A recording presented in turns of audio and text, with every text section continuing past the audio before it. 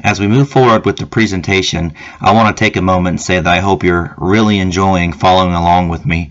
And just like me, when I first saw all those newspaper clippings and read through these census forms, I hope that you're just on fire right now, smiling, enjoying the things that you're learning about all of our ancestors and the things they did with the farm.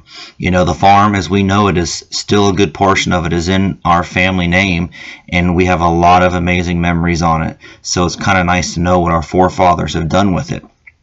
But as we move on to the next segment of our presentation, it's kind of ironic. We appreciate our family property and we call it a farm, but what we're going to see is a little bit of a change of occupation in our forefathers. We're going to start off with a World War I draft card of our great-grandpa Don. And the reason why this is important, you might think a draft card really doesn't have anything to do with employment or what he did for a living, but what this draft card does provide, if you look at occupation, it is labeled minor. We now see a change in occupation in the Dolleys to where, you know, the previous few generations have listed farmer or farmhand. We now have a minor in the family. This, with common knowledge, is going to be due to the huge coal mine business boost that was coming around the turn of the century in that area. If you scroll down a little bit more, what you're going to run into next is a 1930 census form. And this 1930 census form is going to be for my great-grandfather, Edward Dolley. And the reason why I included this census form is for the same reason as listed above.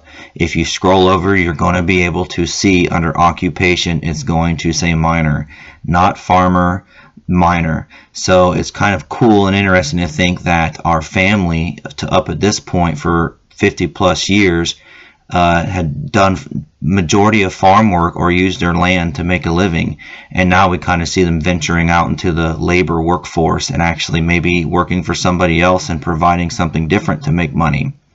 And we're going to scroll down next to the very last census report that I have labeled on this presentation, and it's going to be a 1930 census form, but this time it's going to be for Don Dolley, our great-grandpa Don Dolley.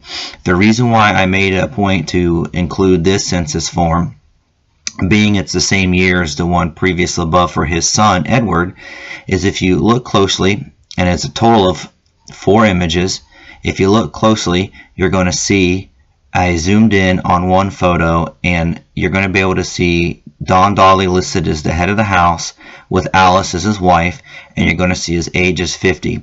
But if you look over to the left of Don Dolley's name, you're going to see where the column says, "For is your home a farm?" and it is marked yes. So this actually kind of made me wonder, is Don Dolley still farming a little bit of his land while in his older age? And if you scroll down to the next image, what you're going to see that's really amazing to me is at the age of 58, not only is he claiming that his land is still a farm, which he had to have been doing something with it to been able to do that, whether he was farming livestock or crop, I'm unsure. But what we do see, like I said on the next slide, is that he puts for his occupation as a miner. So he is still working in the coal mines while also farming his property. So it kind of makes me wonder if our great-great-grandpa Don was the last Dolley to actually farm the land for a monetary gain, and he must have done so while he was also working as a coal miner. And if you scroll down to the last image, it's actually kind of going to be hard to read, but I want you to know why I included it.